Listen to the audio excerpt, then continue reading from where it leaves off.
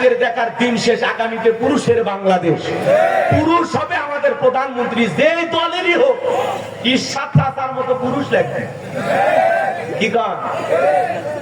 আমাদের ইরশাদ চাচাকে অনেকে বলে স্বৈরাচার শাসক। ইরশাদ চাচা ক্ষমতার থেকে পদত্যাগ করে জেলে গেছে, দেশ ছাড়েনি, বাপের বেটা। কথা কন না কেন? দেশ নেত্রী বেগম খালেদা জিয়া জেল কেটেছেন, অসুস্থ হয়ে দেশে পড়েছিলেন, দেশ ছাড়েনি, বাপের বেটি। রাজকীয় ভাবে বিমান নিয়ে লন্ডনে গেছে চিকিৎসা করার জন্য, কি সম্মান। আর একজন ভাঙ্গা হেলিকপ্টার নিয়ে পালিয়ে গেছে। এই তো দুনিয়া, কথা কন ঠিক কিনা? আবার বড় বড় কথা বলে ভারতের যায়, আবার আমাদেরকে শান্তিতে থাকতে দেয়। মাঝে মাঝে ওনার কল রেকর্ড ফাঁস হয় যে আমি দেশের কাছে শর্ট করে ঢুকবো। আমি কেমন করে হে রাসূল তোমাকে ভুলি, আমি কেমন করে লা ইলাহা ইল্লাল্লাহ, জোরে লা ইলাহা ইল্লাল্লাহ, জোরে লা ইলাহা ইল্লাল্লাহ, জোরে জোরে লা ইলাহা ইল্লাল্লাহ, জোরে লা ইলাহা ইল্লাল্লাহ, জোরে লা ইলাহা ইল্লাল্লাহ, জোরে লা। ফুলের বুকে থাকলে মধু ভ্রমর যেমন আসে, কোরআনের জ্ঞান থাকলে বুকে সবাই ভালোবাসে। লা ইলাহা ইল্লাল্লাহ, জোরে লা ইলাহা ইল্লাল্লাহ, মুহাম্মাদুর রাসূলুল্লাহ। জবান ছেড়ে এক বাক্যে পড়ছি সাল্লাল্লাহু আলাইহি ওয়াসাল্লাম। বাংলাদেশের ঐতিহ্যবাহী রংপুর জেলার বদরগঞ্জ থানার অন্তর্গত হাফেজ ছাত্রদের দস্তরবন্দি উপলক্ষে আজকের এই ঐতিহাসিক তাফসীরুল কোরআন মাহফিলের সম্মানিত সুযোগ্য অনারেবল প্রেসিডেন্ট আলহাজ মোহাম্মদ আব্দুর রহমান সোহাগের আল্লাহ পাক তার গোলামকে হায়াতে তৈয়বা সিয়াতে কুলিয়া দান করুন, চিল্লা বলুন আমিন। আজকের প্রোগ্রামের আমন্ত্রিত অতিথিবৃন্দ, আমন্ত্রিত ওলামায়ে কেরাম, কথা বলেছেন হযরত মাওলানা মুস্তাহিদ বিন শহীদ, কথা বলেছেন শ্রদ্ধাভাজন বড় ভাই, আমার অত্যন্ত কাছের একজন প্রিয় ভাই হযরত মাওলানা আব্দুর রাজ্জাক বিন ফাদিল, চমৎকার কথা বলেছেন। আল্লাহ পাক যেন প্রিয় ভাইয়ের কণ্ঠ দ্বীনের জন্য, ইসলামের জন্য, কোরআনের খেদমতের জন্য কবুল করেন, চিল্লা বলুন আমিন। আরো কথা বলে ধন্য করেছেন বিশিষ্ট আলেমে দ্বীন মুফাসসিরে কোরআন আলহাজ মাওলানা মুফতি আব্দুল বাতিন কাসেমি সাহেব দামাত বারাকাতুহু আলিয়া। আল্লাহ পাক তার গোলামের কণ্ঠ দ্বীনের জন্য, ইসলামের জন্য, কোরআনের খেদমতের জন্য কবুল করুন, চিল্লা বলুন আমিন। প্রতিষ্ঠাতা আলহাজ আনিসুল ইসলাম মন্ডল, সাবেক সংসদ সদস্য, আল্লাহ পাক তার গোলামকে হায়াতে তৈয়বা সিয়াতে কুলিয়া দান করুন। অত্যন্ত নরম এবং বিনয়ী একজন মানুষ, আল্লাহ পাক তার সম্মান মর্যাদাকে আরো বৃদ্ধি করুন, চিল্লা বলুন আমিন। বিশেষ করে আমরা দোয়া করব, আমরা প্রায় 39 জন এই মাদ্রাসা থেকে হাফেজ হয়েছেন, সিনার ভিতরে আল্লাহর কোরআনটাকে ধারণ করেছেন। আল্লাহ পাক যেন এই সমস্ত হাফেজদেরকে মৃত্যু পর্যন্ত কোরআন ধারণ করে রাখার আল্লাহ তাআলা তৌফিক দান করেন, জোরে বলুন আমিন। এবং কোরআন অনুযায়ী আল্লাহ যেন তাদের বাস্তব জীবনে আমল করারও তৌফিক দান করেন, জোরে বলুন আমিন। এবং এখান থেকে যা শিখেছেন আপনাদের এই মাদ্রাসা থেকে, এই আলো যেন পুরো বাংলাদেশ তারা আলোকিত করতে পারেন, আল্লাহ যেন সেই তৌফিক তাদেরকে দান করেন, জোরে বলেন আমিন। প্রত্যেকটা হাফেজকে আল্লাহ তাআলা যেন দ্বীনের দায়ী, জামানার বড় আলেম, জামানার বড় খতিব হিসেবে কবুল করেন, চিল্লা বলুন আমিন। মঞ্চে উপস্থিত সম্মানিত ওলামায়ে কেরাম, সামনে বসা পিতৃ সমতুল্য মুরব্বী বাবাজিরা, কলিজার টুকরা প্রাণপ্রিয় যুবক ভাইরা, ছোট ছোট সোনামানিকেরা, পর্দার আড়ালের সম্মানিত অবলা সরলা আবেদা সালেহা মা ও বোনেরা, সবাইকে নিয়ে মহান মনিবের দরবারে সিজদাবনত চিত্তে কালিমাতুশ শুকর আদায় করে পড়ছি আলহামদুলিল্লাহ। কিছুক্ষণ আগে বৃষ্টি পড়তেছিল, এই যে এখন আসমান থেকে আর বৃষ্টি পড়ে না, এটা কার দয়া? যে আল্লাহ তাআলা আমাদেরকে কিছু সময় কোরআন এবং হাদিস থেকে কথা বলার এবং শোনার মতো একটা সুন্দর পরিবেশ দান করলেন। আমি জানি আপনারা কাদামাটির ভিতরে, পানির ভিতরে বসে আছেন, অনেক কষ্ট হচ্ছে আপনাদের। যারা এইভাবে কষ্ট করে বসে আছেন, এই মানুষগুলোকে আল্লাহ পাক যেন জান্নাতি মানুষ হিসেবে কবুল করেন, জান্নাতে যাওয়ার মতো নেক আমল করার তৌফিক দান করেন। জোরে বলুন আমিন। একটু জোরে সরে মহান মনিবের দরবারে কি শুকরিয়া আদায় করা যাবে? কৃপণতা, অলসতা দূর করে মহান মনিবকে খুশি করার জন্য জবান ছেড়ে চিৎকার মেরে বলুন আলহামদুলিল্লাহ। বলুন রব্বানা লাকাল হামদ হামদান কাসীরান তাইয়িবান মুবারাকান ফীহি। লক্ষ কোটি দরুদ সালাম মানবতার শ্রেষ্ঠ বন্ধু বিশ্ব নবী বিশ্বনেতা, যিনি বিজ্ঞানে জাহিলিয়াতের যুগে আগমন করে অসভ্য মানুষগুলোকে সভ্য বানিয়েছেন, অভদ্র মানুষগুলোকে ভদ্র বানিয়েছেন। কোরআন নামের সংবিধান দিয়া, কোরআনের রাজ কায়েম করে সোনালী যুগ উপহার দিয়া মদিনার পাক ভূমিতে শায়িত আছেন। সে রাসূলের প্রতি কলিজা ভরা মহব্বত নিয়ে পড়ছি দরুদ সালাম। সকলেই পড়ুন সাল্লাল্লাহু আলাইহি ওয়াসাল্লাম। সম্মানিত ভাইয়েরা, আমার ভূমিকায় লম্বা কথা নয়, সরাসরি মূল আলোচনায় প্রবেশ করতে চাই। তারপরে দুই একটি কথা না বললে নয়। এরা কয়েক মাস আগেও আমরা যখন কোরআনের মাহফিলে কথা বলার জন্য যাইতাম, আমাদেরকে বলতে, হুজুর একটু সাবধানে কথা বলবেন, ভুলে যাবেন এলাকা কা। ওদের কথার সাইজ শুনে মনে হতো এলাকা ওদের বাবা। আমরা যখন মাহফিলের মঞ্চে চলে আসতাম, আবারও বলতো, হুজুর ওয়াজ আলোচনা যা করবেন বুঝে শুনে করবেন। কথা কয় না? ওয়াজ যা করবেন করবেন, খবরদার নেত্রীর বিরুদ্ধে যেন কোনো কথা না হয়। এখন কি আর তারা আছে ভাই? টর্চ লাইট মেরে চেহারা খুঁজে পাওয়া যাচ্ছে না। কথা বলেন ঠিক কিনা? এই জন্য মনে রাখবেন, জুলুম কখনো চিরস্থায়ী হতে পারে। জালেমদের শেষ পরিণতি হলো পরাজয়, আর মাজলুমদের শেষ পরিণতি হলো বিজয়। শেষ বিজয়ের হাসি মুসলমানেরা হাসবে। কথা বলেন ঠিক কিনা? বিজয়ের মালা আল্লাহ মুসলমানদের গলায় পরিয়ে দিবে। কথা বলেন ঠিক কিনা? ইন্নাল্লাহা লা ইয়াহদিল কওমাজ জালিমিন। যারা জালেম, আল্লাহ তাদেরকে পছন্দ করে না। জালেমদেরকে আল্লাহ ভালোবাসে না। মাজলুমের উপরে আল্লাহর সাহায্য আছে, কোন জালেমের উপরে আল্লাহর সাহায্য নাই। কথা বলেন ঠিক কিনা? এজন্য মনে রাখবেন, যারাই মুসলমানদের উপরে জুলুম করবে, নির্যাতন করবে, জালেমদের জুলুম কখনো চিরস্থায়ী হতে পারে না। যৌবনের জোর আর ক্ষমতার জোর দুইটাই চিরকাল থাকে না। দুইটারই উত্থান পতন আসে না নাই? রাগ করতেছেন? বিরক্ত হয়ে না যারা আমার কথায়? একটু শুরু করতে দেন, সামনে গেলে মজা পাবেন ইনশাআল্লাহ। খালি আল্লাহর কাছে দোয়া করেন, আল্লাহ যেন একটু বৃষ্টি কিছু সময় না দেয়, বেশি না, আমাদের ঘন্টাটারে ঘইলি চলবে নাকি বলেন? হ্যাঁ ইনশাআল্লাহ, আল্লাহ যেন দয়া করেন। এটা জোরে বলেন আমিন। সম্মানিত ভাইয়েরা আমার, যারা রাস্তায় দাঁড়িয়ে আছেন একটু বসে পড়েন। সংক্ষিপ্ত কিছু আলোচনা আমি কথা বলবো পবিত্র কোরআনুল কারীমের 108 নম্বর সূরা, সূরার নাম কাউসার। জোরে বলেন কি নাম? কাউসার। মোট আয়াত আছে 3টি, রুকু আছে 1টি। বিশ্ব নবীর মক্কার জিন্দেগিতে আল্লাহ তাআলা এই সূরাটি নাজিল করেছেন। অনেকে ভাবতেছেন, হুজুর এই সূরা থেকে ওয়াজ করবেন, আগে যদি জানতাম এত কষ্ট করে আপনার মাহফিলে আসতাম না। আচ্ছা বলেন তো বাজান, পরিচিত পথে পথ চলতে সহজ হয় না কঠিন হয়?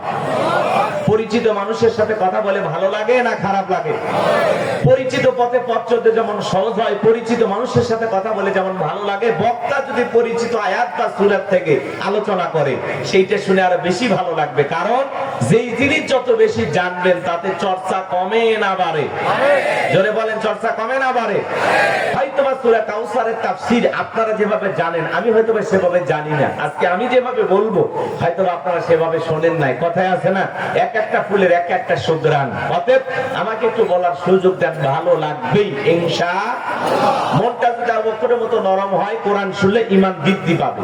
আর মনটা যদি আবু জেলের মতো পেঁয়াজ দিয়ে ভরা থাকে, কোরআন শোনার পরে শয়তানি বাড়বে। এখন আপনার মনটা কেমন আপনি ভালো জানেন। কথা কি বুঝতে পারতেছেন? এই জন্য আল্লাহ যেন আমাদেরকে আবু বকরের মতো মন নিয়ে বসার তৌফিক দান করেন। জোরে বলেন আমিন। তাহলে কি হবে? যাদাতুহুম ঈমানা। কোরআন শোনার পরে ঈমানটা বাইরে যাবে। সুবহানাল্লাহ। আল্লাহর এই কোরআনের মধ্যে কোনো ভেজাল আছে বাজার? কোনো মিথ্যা আছে? কোনো ধোঁকা আছে? থাকবে কি করে? কিতাবটি নাজিল করেছেন কি? আল্লাহ রাব্বুল আলামিন বলেন, যালিকাল কিতাবু লা রাইবা ফীহি। আমার আল্লাহ রাব্বুল আলামিন জানিয়ে দিলেন এটি এমন একটি কিতাব যেই কিতাবের মধ্যে কোনো সন্দেহ নাই, কোনো সংশয় নাই, কোনো মিথ্যা নাই, কোনো ধোঁকা নাই। There is no doubt. বলুন আল্লাহু আকবার। হুদাল লিল মুত্তাকিন, মুত্তাকি বান্দাদের জন্য গাইডলাইন হিসাবে, পথ প্রদর্শক হিসাবে আসমান থেকে কিতাব কি নাজিল করেছেন কে? সেই কিতাবের আলোচনা শুনলে লাভ না লস? লাভটা কি আমার আল্লাহ জানায়া দিলেন, ওয়া ইযা কুরিয়াল কুরআনু ফাসতামিউ লাহু ওয়া আনসিতু লাআল্লাকুম তুরহামুন।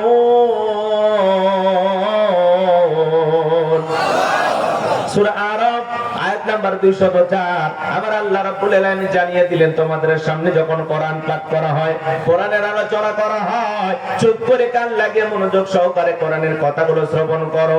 যারা চুপচাপ কোরআনুল কারীমের কথাগুলো শ্রবণ করবে, আমার আল্লাহ রাব্বুল আলামিন আসমান থেকে তাদের উপর আল্লাহর রহমত বৃষ্টির মতো নাজিল করবেন। বলুন সুবহানাল্লাহ। তাহলে কোরআনের কথাগুলো শুনলে লাভ না ক্ষতি? ফাযাক্কির ফাইন্না যিকরা তানফাউল মুমিনিন, সূরা জারিয়ার 55 নম্বর আয়াত। আল্লাহ দেখে বলেন যারা আমার মুমিন বান্দা তাদের সামনে কোরআন দেওয়াজ করলে, কোরআন থেকে কথা বললে আমার মুমিন বান্দাদের উপকারে আসবে। বলুন সুবহানাল্লাহ। তাহলে আমরা কোরআন থেকে কথা বলতে চাই, শুনতে চাই। কথা বলেন ঠিক না? সবাই শুনতে রাজি আছেন তো ইনশাআল্লাহ? হ্যাঁ, 12টা 12:30 পর্যন্ত একটু ধৈর্য নিয়ে বসে থাকবেন তো ইনশাআল্লাহ? কারা কারা থাকবেন দুই হাত তুলে বলেন ইনশাআল্লাহ। একটু জোরে বলেন ইনশাআল্লাহ। একটা তাকবীর দেন, লিল্লাহি তাকবীর, তাকবীর, আল্লাহু আকবার। আল কোরআনের আলো, আল হাদিসের আলো, দুনিয়ার মুসলিম, সারা বিশ্বের মুসলিম, লিল্লাহি তাকবীর। বেশি টান দেয়া যাবে না, কারণ এই যে লোড নিতে পারতেছে, তাই না? বুঝতে পারতেছি। সূরার নাম কি বলেছি বলেন? হ্যাঁ, অনেকে বলেন আচ্ছা কাউসার বললে সওয়াব হবে না গুনাহ হবে? একটু জোরে সরে বলেন। সূরার নাম মোট আয়াত 3টি, রুকু আছে 1টি। কোরআনুল কারীমের কত নাম্বার সূরা? 108 নাম্বার সূরা। মনে থাকবে তো ইনশাআল্লাহ? একটু জবান ছেড়ে, সকলের মুখস্থ আছে না? একটু তেলাওয়াত করুন। আউযু বিল্লাহি মিনাশ শাইতানির রাজীম। বিসমিল্লাহির রাহমানির রহিম। বিতাড়িত মোর্তাদ শয়তানের কাছ থেকে, অভিশপ্ত ইবলিসের কাছ থেকে আল্লাহ তাআলার কাছে আশ্রয় প্রার্থনা চাচ্ছি। পরম করুণাময় সীম দয়ালু আল্লাহ তাআলার নামে শুরু করছি। ইন্না আ'তাইনাকাল কাউসার ফাসাল্লি লিরাব্বিকা ওয়ানহার ইন্না শানিয়াকা হুয়াল আবতার। আল্লাহু আকবার। যে কোনো আয়াত বা সূরার তাফসীর করতে হলে কোন প্রেক্ষাপটে, কোন সময় আল্লাহ তাআলা সেই আয়াতটি বা সূরাটি নাজিল করেছেন, সেই নাজিলের প্রেক্ষাপট জানার দরকার আছে না নাই? আরবিতে বলা হয় শানি নজুল। যদি শানি নজুল আলোচনা করা হয় তাহলে তাফসীর বুঝতে সহজ হয়। তাহলে সূরা কাউসার বিশ্ব নবীর উপরে আল্লাহ তাআলা কোন প্রেক্ষাপটে, কোন সময় নাজিল করেছেন, সেই নাজিলের সময়কালটা, প্রেক্ষাপটটা একটু জানার দরকার আছে না নাই? আমি কি বলবো? রাগ করবেন না তো ইনশাআল্লাহ? মজা আছে, সামনে গেলে মজা পাবেন। যুবক যারা আসছে বাবা, নিরাশ হয় না। তোমরাও যুবক, আমিও যুবক, তোমাদের মনের দুঃখটাকে আমি বুঝি। এই জন্য একটু অপেক্ষা করো, তোমাদের জন্য স্পেশাল কিছু আলোচনা বরাদ্দ আছে, মাথার মেমোরিতে সেভ করা আছে, সময় মতো ডাউনলোড দিয়ে শোনায় দেবো ইনশাআল্লাহ। মা বোন যারা আসছেন, মা আপনারাও নিরাশ হবেন না, আপনাদের জন্য স্পেশাল কিছু আলোচনা হওয়ার দরকার আছে না নাই? আমার মা বোন যারা আছেন না, আপনারা ধৈর্য ধারণ করেন। আর মা বোনদের ধৈর্য অনেক বেশি, কথা বলেন ঠিক না? চলুন আমরা আলোচনা শুরু করি। সম্মানিত ভাইয়েরা আমার, বিশ্ব নবীর প্রিয় সাহাবী হযরতে আনাস রাদিয়াল্লাহু তাআলা বলেন, নবীজি কাবার হাতিমে হেলান দিয়া বসা। আমি তাকায় দেখি নবীজির মনটা ভীষণ খারাপ, মুখটা মলিন, চোখের কোনা দিয়া অশ্রু ঝরতেছে। হযরতে আনাস দেখে বলেন, কিছুটা সময় অতিবাহিত হয়ে যাওয়ার পরে আমি তাকায় দেখি আমার নবীজি মুস্কি মুস্কি হাসতেছেন। বলুন সুবহানাল্লাহ। হযরতে আনাস দেখে বলেন, নবী গো, এই মাত্র দেখলাম মনটা বড় খারাপ, মুখটা মলিন, চোখের কোণা দিয়ে অশ্রু ঝরতেছে, আবার কেনই বা মুস্কি মুস্কি হাসেন? আমার নবী কেন কাঁদেন, কেন হাসেন, এর পেছনেও রহস্য আছে না নাই? এই যে হাত তুলে যে ওয়াদা দিচ্ছেন 12টা 12:30, ওই ওয়াদা ঠিক রাখা লাগবে। ওয়াদা ভঙ্গ করা কিসের লক্ষণ? মুনাফিকের লক্ষণ। আমার বিশ্বাস রংপুরের মাটিতে কোনো মুনাফিকের জায়গা হবে না, কথা বলে ঠিক না? আমি জানি আমার সামনে যারা বসে আছে এরা নির্ভেজাল মুমিন, আল্লাহর খাঁটি বান্দা, খাঁটি মুসলমান। অতএব ওয়াদা ঠিক রাখা লাগবে। ওটা বসা করলে বুঝে নেব ভেজাল আছে। রাগ করতেছেন? সম্মানিত ভাইয়েরা আমার, হযরতে আনাস দেখে বলেন, নবী গো, এই মাত্র দেখলাম মনটা খারাপ, মুখটা মলিন, চোখের কোণা দিয়ে অশ্রু ঝরতেছে, আবার কেনই বা মুস্কি মুস্কি হাসেন? কারণটা বুঝতে পারলাম না। আমার নবী কেন কাঁদেন, কারণটা কি? কারণ হলো নবীজির কলিজার টুকরা ছেলে সন্তানগুলো জন্ম নেয়, আর একে একে ছেলে সন্তানগুলো মারা যায়। আবুল কাসেম মারা যায়, আবু তাকের মারা যায়, ইব্রাহিম মারা যায়। বাবা হিসাবে নবীর মনে কষ্ট লাগে কিনা? একদিকে সন্তান হারানোর ব্যথা, অন্যদিকে নবীজির কাছে চাচা নাম হলো আবু লাহাব দেখে বলে, ভাতিজা, তোমার বংশে ভাতিজার কেউ থাকলো না, তুমি একটা লেজ কাটা, তুমি একটা নির্বংশ, তুমি একটা হাত খুঁড়ে জোরে কন্যা উযুবিল্লাহ। যদিও রাসূলের 4টা কন্যা সন্তান জীবিত ছিল, কিন্তু ছেলেগুলো জন্ম নেয়, আর একে একে ছেলে সন্তানগুলো মারা যায়। আর নবীজির কাছের চাচা হয়ে এভাবে সমালোচনা করে। আপনারাই বলুন বাজান, আল্লাহ না করুক, আপনার আমার সন্তান যদি মারা যায়, কাছের আত্মীয় স্বজনদের উচিত বিপদের দিনে সান্ত্বনা দেওয়া। বাবা, তুমি সবর করো, ধৈর্য ধারণ করো, জীবন মৃত্যুর মালিক আল্লাহ। আল্লাহ সন্তান দিয়েছে, আল্লাহ নিয়েছে, মন খারাপ করো না। আল্লাহ যদি চায় বছর না ঘুরতে আবারও তোমাদের ঘর আলোকিত করে সন্তান দিতে পারেন, তিনি কে? তাহলে কাছের মানুষদের উচিত বিপদের দিনে সান্ত্বনা দেওয়া। কিন্তু নবীর চাচা আবু লাহাব এতটাই খারাপ, সান্ত্বনা দেওয়া দূরের কথা, ডেকে বলে, ভাতিজা, তুমি একটা লেজ কাটা, তুমি একটা নির্বংশ। এই কথাগুলো বলে বিশ্ব নবীর মনের কষ্ট আরো বাড়ায় দেয়। আমার ভাইয়েরা, নবীজির ছেলে সন্তানগুলো কেন জীবিত থাকলো না? আল্লাহ তাআলা কেন তাদেরকে শিশুকালে উঠিয়ে নিলেন? এই পৃথিবীতে অসংখ্য পয়গাম্বরকে আল্লাহ তাআলা পাঠিয়েছেন, নবী রাসূলদের আগমন ঘটেছে, আল্লাহ তাআলা তাদেরকে সন্তান দিয়েছেন। তাদের সন্তানগুলো প্রাপ্ত বয়স পর্যন্ত, যৌবন পর্যন্ত জীবিত ছিল। কিন্তু বিশ্ব নবীর একটা ছেলে সন্তান কেন প্রাপ্ত বয়স পর্যন্ত, যৌবন পর্যন্ত পৃথিবীর জমিনে জীবিত থাকলো না? এর পেছনে কারণ আছে না নাই? নবীজির ছেলে সন্তানগুলো কেন শিশুকালে আল্লাহ উঠিয়ে নিলেন? এর পেছনে কারণ আছে 3টি। জোরে বলেন, কয়টি? আরো জোরে। 3টি কারণ কি নবীর উম্মত হিসেবে জানতে মনে চায় না? কারা কারা শুনতে চান? 2 হাত তুলে আল্লাহকে দেখান। লিল্লাহি তাকবীর। হাত নামান। নবীজির ছেলে সন্তানগুলো কেন মারা গেল? কি সেই ঠিকান, কি সেই 3টি কারণ, কি সেই 3টি রহস্য? যদি আমি বলতে চাই 3 নাম্বার আয়াতের আলোচনা করা লাগবে, আমি কি 1 নাম্বার আয়াত বাদ দিয়ে 3 নাম্বারে যাব, নাকি আস্তে আস্তে শুরু করা যাক? ধৈর্য আছে তো ভাই?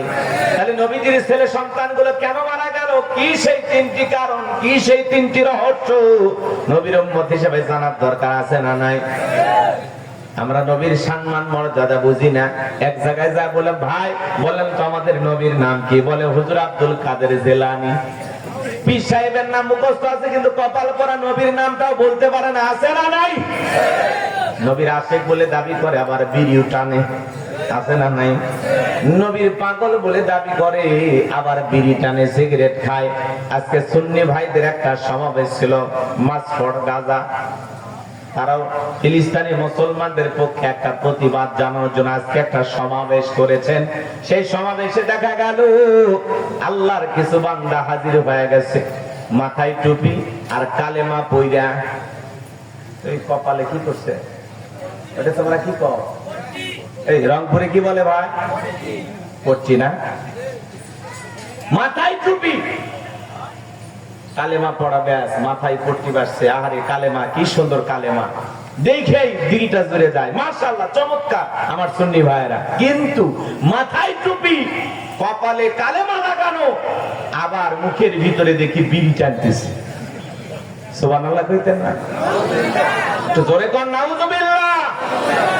ফিলিস্তিনের মুসলমানের পক্ষে আপনারা একত্রিত হয়েছেন, আলহামদুলিল্লাহ, খুব ভালো, কোনো সমস্যা নাই। কয়েকদিন আগে আমার ভাইয়েরা একত্রিত হয়েছিল, আপনারা আমাদেরই ভাই একত্রিত হয়েছেন, ভালো কথা। মাথায় টুপি, কপালে কালেমা, আর মুখে হলো সিগারেট বিড়ি। লক্ষণ ভালো না খারাপ? লক্ষণ ভালো না খারাপ? বিড়ি খাওয়ার এমন নেশা উঠে গেছে, মাথায় টুপি আছে, কপালে কালেমা লাগানো আছে, ওইটা আর দেখে না। কালেমা পরা ব্যাস কপালে, আর বিড়ি টানতেছে কয়েকজন এক জায়গায় হয়ে। সুন্নি ভাইদের এই কাণ্ড সোশ্যাল মিডিয়া ভাইরাল হয়ে গেছে। সবাই বলতেছেন যে নেশা এমন ভাবে উঠে গেছে, তার মনেই নাই যে ফিলিস্তিনি মুসলমানদের পক্ষে এসে আন্দোলন করতেছে। যেখানে মুসলমানদেরকে হত্যা করা হচ্ছে, নির্যাতন জুলুম চালিয়ে বিদায় করা হচ্ছে, এই মুসলমানদের পক্ষে প্রতিবাদ জানাইতে গিয়ে যদি আপনার বিড়ির নেশা, সিগারেটের নেশা উঠা, আপনি যদি রাস্তায় প্রকাশ্যে টুপি পইরা, কপালে কালেমা লাগাইয়া যদি বিড়ি টানেন, আপনি কেমন মুসলমান? আমাদের বুঝার বাকি নাই, কথা বলেন ঠিক কিনা? এইরকম মুসলমানদের সমাজে ইসলাম কায়েম হবে না, কথা বলেন ঠিক কিনা? আপনাদের মতো এইরকম মুসলমানের প্রতিবাদে ফিলিস্তিনের মুসলমানদের কিছু যায়ও না, আসেও না। আপনারা তো টুপি আছে মাথা, কালেমা কপালে, বিড়ি টানতেছে, সিগারেট খাইতেছে সুন্নি ভাইরা। তো অনেকেই বলবেন যে হ্যাঁ হুজুর, সব দলের মধ্যেই তো খায়। আরে ভাই খায়, কিন্তু আমরা তো খাইতে নিষেধ করবো কেমনে? কারণ ওইটা তো বিড়ি খাওয়া খরচ না। আপনাদের এলাকায় কি এটা কি হারাম না হালাল? আরে মুসলমান, হারাম জিনিস খাইতেছে, কিন্তু সুন্নতি লিবাসে খাইতেছে। কি বলেন? মাথায় টুপি, কপালে কালেমা, গায়ে পাঞ্জাবি, আর যদি বিড়ি খায়, অবশ্যই ওই অবস্থায় বিড়ি খেলে হালাল হবে, কারণ পোশাক হালাল, খাদ্যটা হালাল, নাকি বলেন? আরে কপাল পুরা মুসলমান। বিসমিল্লাহ বইলে যেমন মদ খাইলে হালাল হবে? হারাম। তো যারা বিড়ি খাইতেছেন ভাই, সিগারেট খাইতেছেন, কেন খাইতেছেন? যেটা খালে আপনার স্বাস্থ্যের ক্ষতি হয়। ধূমপান মৃত্যু ঘটায়, ধূমপান স্বাস্থ্যের জন্য ক্ষতির কারণ, ধূমপান স্ট্রোকের কারণ। প্যাকেটের গায়ে লেখা আছে বদনাম। কি বলে? এমন একটা খাদ্য যার প্যাকেটে লেখা আছে কি এটা খাইলে কি হয়? ক্ষতি হয়। এই ক্ষতিকর খাবার আপনি খাচ্ছেন, মাথায় টুপি পরে। আমরা আশ্চর্য হয়ে গেছি, এভাবে আন্দোলন করলেন। আলহামদুলিল্লাহ, আপনাদের অনেক লোক আছে দেখলাম, আমরা খুশি হয়েছি। কিন্তু যে মাঝখানে কিছু অনাকাঙ্ক্ষিত যে ঘটনাগুলো ঘটে গেল, এটা তো জাতি ভুলবে না। এই জন্য সতর্ক হতে হবে, সাবধান হতে হবে। গাঁজা খাবেন, বিড়ি খাবেন, লাফালাফি করবেন, আর নিজেকে আশিক রাসূল দাবি করবেন, নবীর পাগল দাবি করবেন, সুন্নি বলে দাবি করবেন, আপনার মতো আশিক রাসূল সমাজে দরকার নাই, কথা বলেন ঠিক কিনা? আল্লাহ যেন ওই সমস্ত মানুষদেরকে হেদায়েত দান করেন। একটু জোরে বলেন আমিন। কারণ এখন ক্যামেরার চোখ, কোনো কিছু গোপন রাখার সুযোগ নাই। যা করবেন সাবধান, কথা বলেন না কেন? যতটুকু মিছিল কইরা বাহবা পাইছে, যতটুকু একত্রিত হইয়া মানুষের ভালোবাসা পাইছে, সব নষ্ট করছে এই যে কিছু টুপি বইরা, কালিমা বইরা বিড়ি টানছে, কথা কন না কেন? এই বিড়ি টানা, এই বিড়ি খোর, এদের কারণে সমাজ শেষ হয়ে যাচ্ছে, কথা কন ঠিক কি না? আপনাদের এই জেলার নাম রংপুর, পাশের থানা আছে না তারাগঞ্জ, ওখানে কিন্তু লেখা আছে মাদক মুক্ত তারাগঞ্জ, কথা পায় না কেন? সাইনবোর্ড আছে না? কিন্তু তারপরেই দেখেন আমাকে চাষ হইতেছে। তাহলে সাইনবোর্ডের সাথে কথা কি মিল আছে? কথা বলেন না কেন? এই সেই তারাগঞ্জ, যেখানে আমি কালেকশনের সময় 2 প্যাকেট বিড়ি দিছি, ব্যাগের ভিতরে দিছে 2 প্যাকেট বিড়ি। এই দেশের মানুষ বিড়ির পাগল। আকিস গ্রুপের মালিক তিনি বলতেছে, আরে সারা জীবন বিড়ি বিক্রি করলাম, তখন মানুষ কেউ কিছু বললো না, আর জনগণের কল্যাণে যখন হাসপাতাল বানাইতে গেলাম তখনই প্রতিবাদ করতে আসে, কথা কয় না কেন? তার মানে এই সমাজে ভালো কিছু করতে গেলে মানুষ প্রতিবাদ করে, বাধা দেয়, আর খারাপ কিছু করলে এসে কয় সাল্লায়া যাও, আল্লায়া যাও, কথা কয় না কেন? আল্লাহ যেন এই সমস্ত সুন্নি ভাইদের হেদায়েত দান করেন। এটা জোরে বলেন আমিন। ওনাদের কারণে পুরো সুন্নি সমাজকে মানুষ অপমানিত করতেছে। এই জন্য ভাইয়েরা, মাথায় টুপি আছে, কপালে কালেমা আছে, আর এগুলো করবেন, এটা আপনাদের দ্বারা শোভা পায় না। মুসলমান হিসাবে আল্লাহর গোলাম হিসাবে যা করবেন বুঝে শুনে করবেন। আল্লাহ যেন এই সমস্ত মানুষদেরকে হেদায়েত দান করেন। একটু জোরে কোন আমিন। আর একটু জোরে বলেন আমিন। হেদায়েতের দোয়া করলাম। তাহলে বিড়ি খাবেন তো সবাই নাকি বলে? হ্যাঁ, এই যে রমজান মাস চলে গেল, আমাদের কাছে বলে হুজুর বিড়ি দিয়ে কি ইফতার করা যাবে? চিন্তা করে, যার বিড়ির নেশা উঠছে ও কি আর ইফতার বোঝে ভাই? ও বিড়িতে ইফতার করবে। এইরকম ধূমপানের নেশা যাদের আছে এদের মাথা কাজ করে না, খালি মসজিদে ঢোকার আগে টান মেরে ফেলে দিছে, আবার মসজিদ থেকে বার হয়ে 5 মিনিট পরে আবার লাগান শুরু করছে। আহা মুসলমান, আল্লাহ যেন আমাদের হেদায়েত দান করেন। আমার কথা কি আপনারা খুব কষ্ট পাইলেন? বিরক্ত হয়েছেন? সমাজে অন্যায় অপকর্ম হলে প্রতিবাদ করা দরকার আছে না নাই? তাহলে রংপুরের মানুষ কি বিড়ি খাবেন, সিগারেট খাবেন? খাওয়া যায় না হারাম। আল্লাহ যেন আমাদের হেদায়েত দান করেন। জোরে বলুন আমিন। অনেক মানুষ আছে মসজিদে সিজদা দিতে গেছে, পকেট থেকে সিগারেটের প্যাকেট আগে চলে গেছে। আহা মুসলমান, সিগারেটের প্যাকেট নিয়ে মসজিদে ঢুকে পড়ছে। এই হলো আমাদের মতো মুসলমান। আমার ভাইয়েরা, দিল দিয়া কথাগুলো বোঝার চেষ্টা করবেন। নবীর শান মান মর্যাদা কত জানার দরকার আছে না নাই? আমি যে কথা বলতেছিলাম, দিল দিয়া কথাগুলো বোঝেন। একে তো সন্তান হারানোর ব্যথা, কাফেরদের সমালোচনা, অন্যদিকে সাহাবায়ে কেরাম যারা ইসলাম ধর্ম গ্রহণ করে, কাফের বেঈমানরা তাদের উপর নির্যাতন জুলুমের স্টিম রোলার চালায়। হযরতে বেলাল তখনও কালেমা পড়ে মুসলমান হন নাই। নবীজি রাতের বেলা দারুল আরকামে বসা, হযরতে বেলাল বিশ্ব নবীর দরবারে উপস্থিত হয়ে গেলেন। নবীজির চেহারা মোবারকের দিকে তাকাইয়া ডেকে বলেন, নবী গো, আপনার চাইতে সুন্দর মানুষ আমি জীবনে কোনোদিন দেখি নাই, বলুন সুবহানাল্লাহ। আপনার আমার নবী কতটা সুন্দর ছিলেন জানেন? হযরতে জাবের রাদিয়াল্লাহু তাআলা বলেন, পূর্ণিমার রাত আমি রাসূলের বাড়িতে গিয়েছিলাম। সেদিন দেখেছিলাম চাঁদ উদয় হয়েছে দুইটা, একটা চাঁদ আসমানে আর একটা চাঁদ জমিনে। হযরতে জাবের রাদিয়াল্লাহু তাআলা বলেন, আমি একবার আকাশের পূর্ণিমার চাঁদের দিকে তাকাই, আর একবার বিশ্ব নবীর চেহারার দিকে তাকাই। হযরতে জাবের বলেন, ওই আকাশের পূর্ণিমার চাঁদের চাইতেও বিশ্ব নবীকে আমার কাছে বেশি সুন্দর মনে হয়। আপনার আমার নবী কতটা সুন্দর ছিলেন জানেন?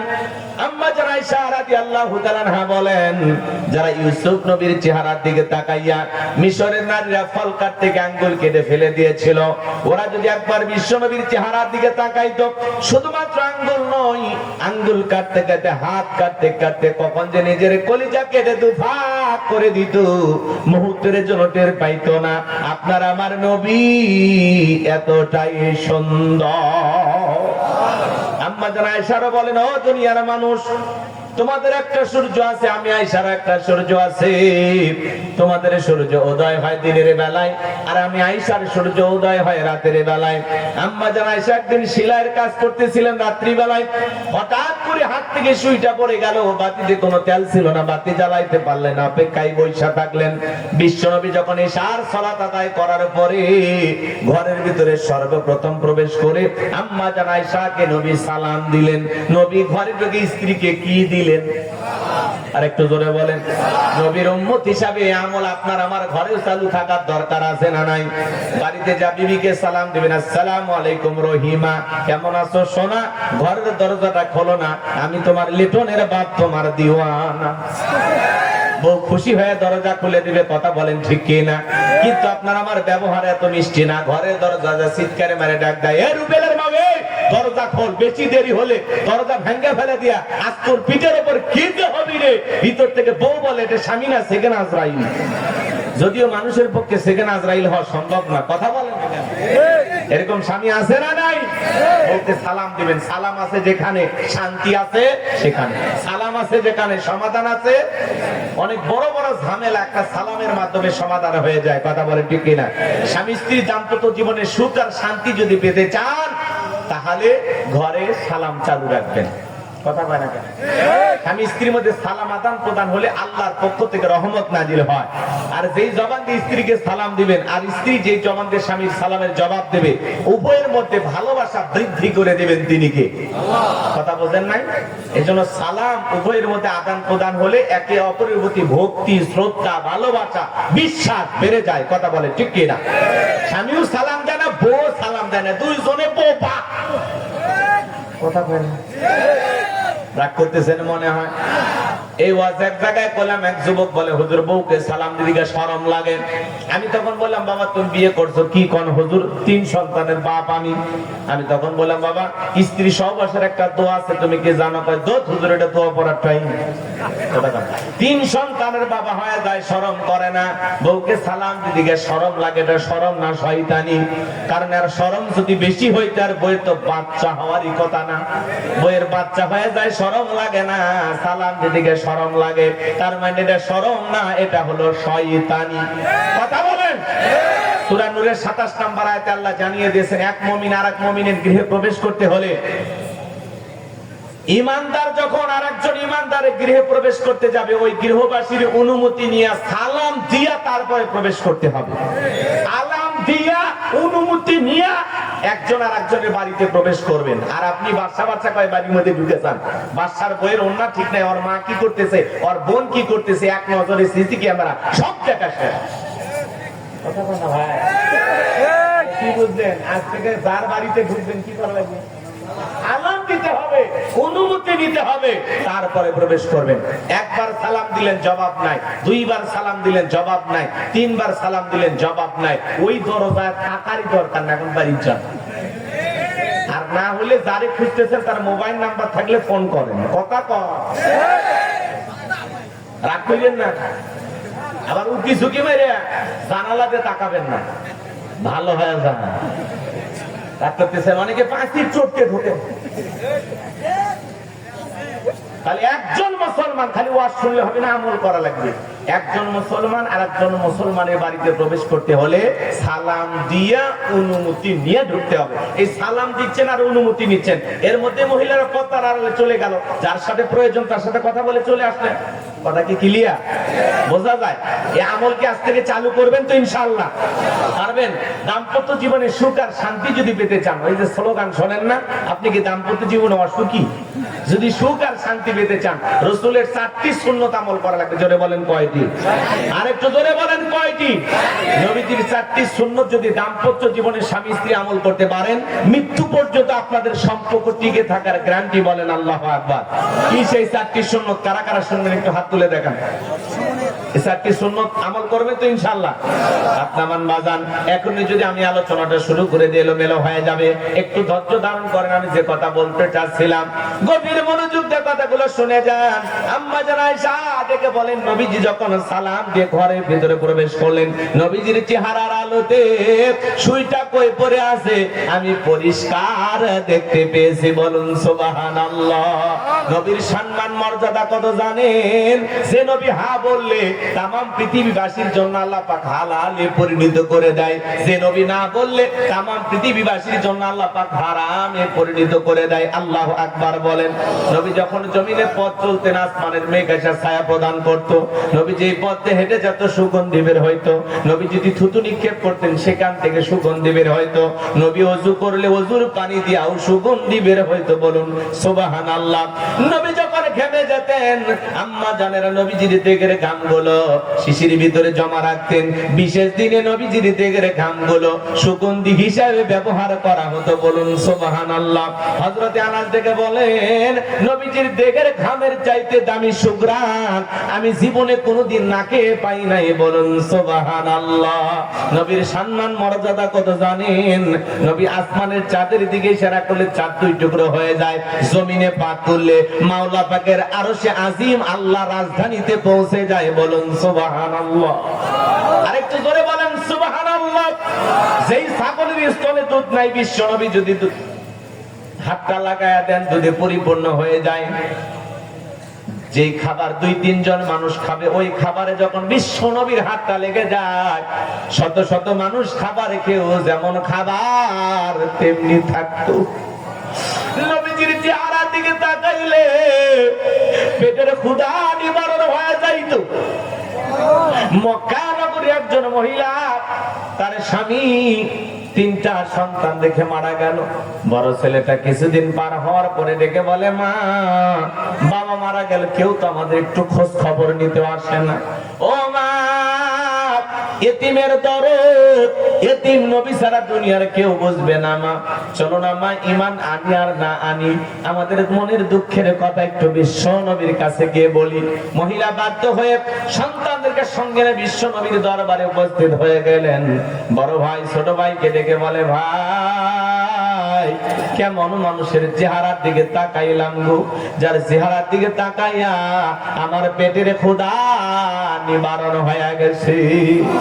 ছোট ভাই দেখে বলে, বড় ভাই, আমারও তো একই অবস্থা, কেমন মানুষের চেহারার দিকে তাকাইলাম গো, তার চেহারার দিকে তাকাইয়া মনে হয় এই মাত্র পেট ভরে কি যেন খাবার খাইলাম। যে নবীর চেহারার দিকে তাকাইলে পেটের ক্ষুধা নিবারণ হয়ে যায়, সুবহানাল্লাহ বলেন। সেই নবীর কাছে হযরত বেলাল কথা মনে আছে না নাই? নবীর আশিক হওয়ার দরকার আছে না নাই? নবীর পাগল হওয়ার দরকার আছে না নাই? নবীর মহব্বত আমাদের কলিজায় থাকার দরকার আছে না নাই? পাইলে নিরালাই গো নবী, পাইলে নিরালাই, পাইলে নিরালাই গো নবী, পাইলে নিরালাই। 2 কদমে চুমু খাবো, 2 কদমে চুমু খাবো, চরণ ধুলি মাখবো গাই। পাইলে নিরালাই গো নবী, পাইলে নিরালাই, পাইলে নিরালাই গো নবী, পাইলে নিরালাই।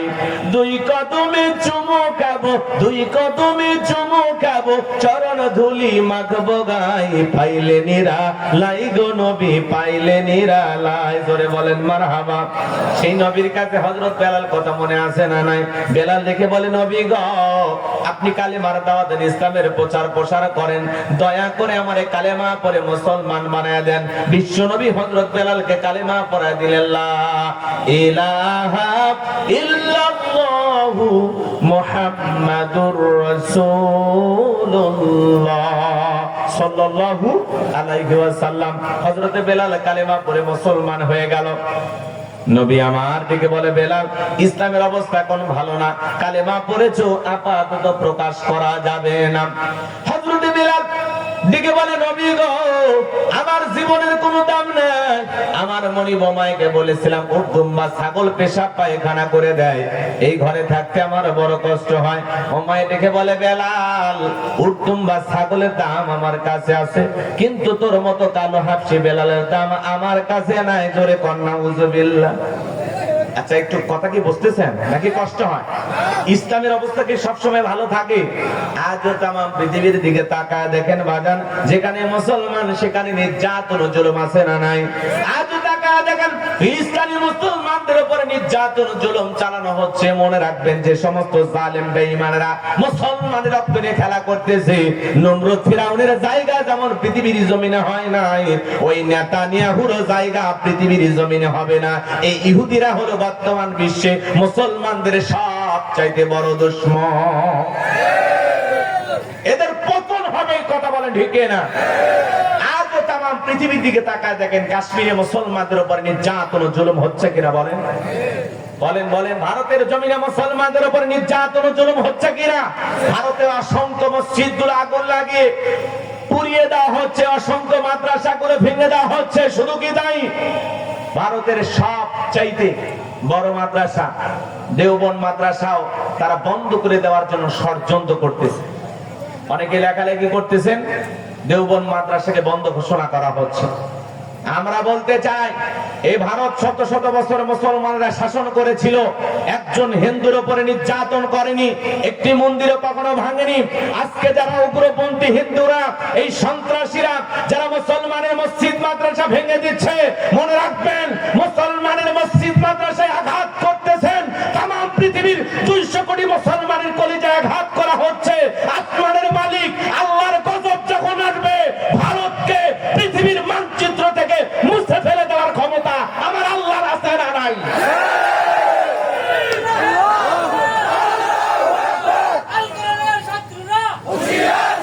আমার ভাইয়েরা, আজও আজও ভারতে গরুর গোশত খাওয়ার অপরাধে মুসলমানকে হত্যা করা হয়। গরুর গোশত হোটেলে বিক্রি করার কারণে মুসলিমকে ধরে নির্যাতন জুলুম করা হয়। কথা বলেন ঠিক কিনা? মুসলিম নারী বোরকা পরে যাচ্ছে, কুকুর লেলিয়ে দেওয়া হচ্ছে। কথা বলেন না কেন? সোশ্যাল মিডিয়াতে আপনারা ভিডিওগুলো দেখেছেন কিনা? ভারতের এক উগ্রপন্থী হিন্দু নেতা আছে, শুভেন্দু, নাম শোনেননি? এ বলেছে ইসরায়েল যেরকম ফিলিস্তিনি মুসলমানদেরকে শেষ করে দিচ্ছে, তারাও নাকি কাশ্মীরের মুসলমানদেরকে বিদায় করবে। কথা বলেন না কেন? যারা মুসলমানকে বিদায় করার ষড়যন্ত্র করতেছেন, মনে রাখবেন মুসলমানের সাথে আছে কে? যারা এই জমিন থেকে ইসলামকে বিদায় করতে চায়, মনে রাখবেন ইসলামের সুইচ আছে কার হাতে? আমার আল্লাহ ডেকে বলেন, ইউরিদুনা লিতুফিউ নূরাল্লাহি বিআফওয়াহিহিম ওয়াল্লাহু মুতিম্মু নূরিহি ওয়ালাউ কারিহাল কাফিরুন। সূরা সফ আয়াত নাম্বার 8। আমার আল্লাহ রাব্বুল আলামিন জানিয়ে দিলেন কাফেররা চায় মুখে ফুৎকারে দ্বীনের আলোকে, ইসলামের আলোকে, কোরআনের আলোকে নিভায়া দিতে। আমার আল্লাহ ডেকে বলেন আল্লাহু মুতিম্মু নূরিহি, এই জমিনে দ্বীনের আলোকে, কোরআনের আলোকে, ইসলামের আলোকে আমি আল্লাহ রাব্বুল আলামিন প্রতিষ্ঠিত করে ছাড়ব। যদিও কাফের বেঈমানদের অন্তরে যত ধরনের জ্বালা যন্ত্রণা হোক না কেন, কথা বলেন ঠিক কিনা? ইসলাম আছে, থাকবে কিয়ামত পর্যন্ত। যেই জালিমেরা নির্যাতন জুলুম করতেছে, ওই জালেমদেরকে একদিন পরাজয়ে বরণ করতে হবে। কথা বলেন ঠিক কিনা? এই ভারতের উগ্রপন্থী কিছু হিন্দু আছে, এরা মুসলমানদের সাথে খুব বেশি বাড়াবাড়ি করতেছে। কথা বলে না কেন? ভারতে তীব্র আন্দোলন মুসলমানেরা গড়ে তুলতেছে। মোদি হটাও, ভারত বাঁচাও স্লোগান দিতেছে। এজন্য বলতে চাই, দাদা, ক্ষমতার চেয়ারে বসে এতটা অহংকার করবেন না। এরকম বড় বড় গাদ্দার অহংকারীকে আল্লাহ জমিন থেকে নিশ্চিহ্ন করে দিয়েছে। অপমানিত করে জুতার বাড়ি খাওয়া ক্ষমতার চেয়ার থেকে আল্লাহ বিদায় করে দিয়েছে। কথা বলেন ঠিক কিনা? দাদা, এখনো সময় আছে, ভালো হয়ে যান। কথা বলেন ঠিক কিনা?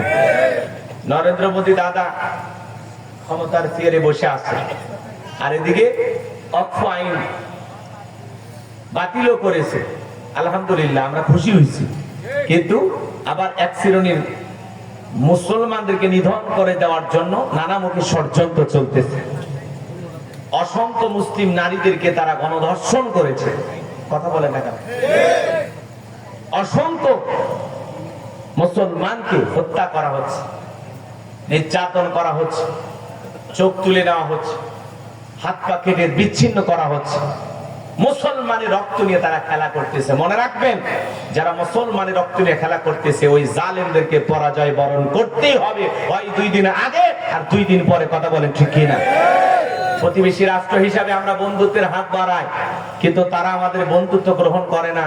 তারা প্রভুত্ব ফলাইতে চায়, বাংলাদেশে তারা দাদাগিরি দেখাইতে চায়। মনে রাখবেন, প্রতিবেশী দেশ হিসাবে ভারত হলো বাংলাদেশের সবচেয়ে বড় দুশমন। কথা বলেন ঠিক কিনা? এরা আমাদের সহযোগিতা করে না, এরা আমাদেরকে বিচ্ছিন্ন করে আমাদেরকে নিয়ে খেলতে চায়। কথা বলেন ঠিক কিনা? কিন্তু ওদের পাতানো ফাঁদে পা দেয়া যাবে না। কথা বলেন ঠিক কিনা?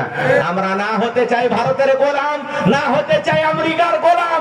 আমরা মুসলমান, আমরা আল্লাহর গোলাম হয়ে বাঁচতে চাই, আল্লাহর গোলাম হয়ে মরতে চাই। কারা কারা হাত তুলে দেখা? লিল্লাহি তাকবীর, লিল্লাহি তাকবীর। আল কোরআনের আলো, দুনিয়ার মুসলিম, আমার নেতা তোমার নেতা, ভারতের দালালেরা, আমেরিকার দালালেরা, লিল্লাহি তাকবীর। কলিজা ভরা সাহসে চলতে হবে। দুনিয়ার কয়েকদিন বাঁচবে। আজকে ওয়াজ করতেছি, হঠাৎ করে শুনবেন গোলাম রব্বানি না, এটাই তো দুনিয়া। কথা বলেন না কেন? বাংলাদেশে কোরআনের ফাঁকি ছিল আল্লামা সাইদি, তিনি নাই, তিনি চলে গেছেন। তিনি থাকলে তার হুঙ্কারে পুরো বাংলাদেশের 20 কোটি মুসলমান কেঁপে উঠত, জেগে উঠত, অনুপ্রেরণা পাইত, উৎসাহ পাইত। ভারতকে নিয়ে ওইভাবে বজ্র কণ্ঠে আর ওইরকম হুঙ্কার দেওয়ার মতো বক্তাও নাই, মুফাসসিরও নাই। কথা বলেন ঠিক কিনা? আমরা তো অনেকেই ভয় পাই। ভয় করে লাভ আছে ভাই? কথা বলে না কেন?